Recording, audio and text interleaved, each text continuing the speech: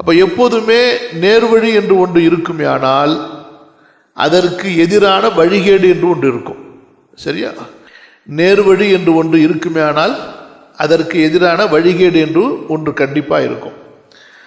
அல்லாஹ் ஒருவனை வணங்குவது தௌஹீத், அதுக்கு எதிரானது என்ன? இணை வைத்தல். சுன்னா, அதற்கு எதிரானது என்ன? பிதாத். ஹுதா, நேர்வழி, ஹிதாயத், அதுக்கு எதிரானது என்ன? தலாலத், வழிகேடு.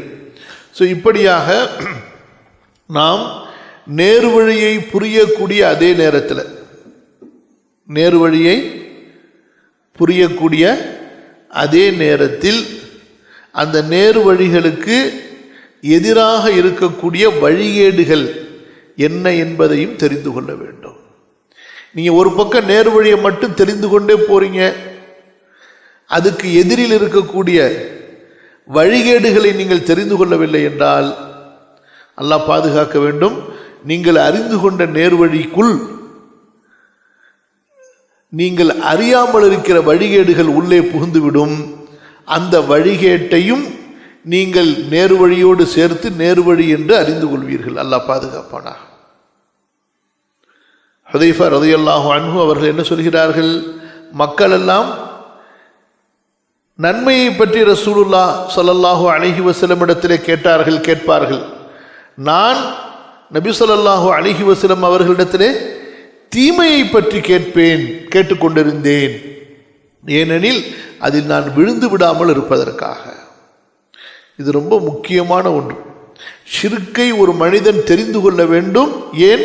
அதில் அவன் விழுந்து விடாமல் இருப்பதற்காக.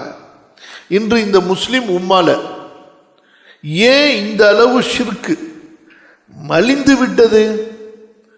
ஏன் இந்த அளவு ஷிர்க்கு மக்களுக்கு மத்தியிலே காற்று பரவி இருப்பதை போல முஸ்லிம்களுக்கு மத்தியிலே ஷிர்க்கு பரவி கிடக்கிறது என்றால், அவர்கள் ஒரு பக்கம் இஸ்லாம் என்றால் என்ன, ஈமான் என்றால் என்ன என்று அறிந்து கொண்டார்கள்.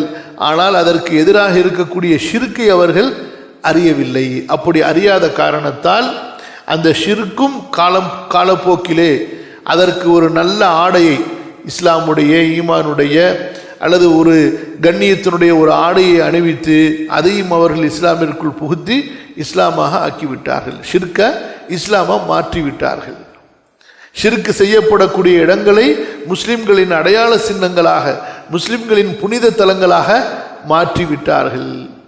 எப்படி அல்லாஹுடைய வீடும் நபி ஸல்லல்லாஹு அலைஹி வஸல்லம் அவர்களுடைய மஸ்ஜிதும், அதுபோன்று அல் மஸ்ஜிதுல் அக்ஸாவும் ஜியாரத்து செய்யப்படக்கூடிய இடங்களாக இந்த மார்க்கத்தில் ஆக்கப்பட்டனவோ, அதுபோன்று தர்காக்களும் நல்லவர்கள் உட்கார்ந்த, அமர்ந்த, தங்கிய அந்த இடங்களும் இல்லங்களும் ஜியாரத்து செய்யப்படக்கூடிய இடங்களாக மாற்றப்பட்டு விட்டன.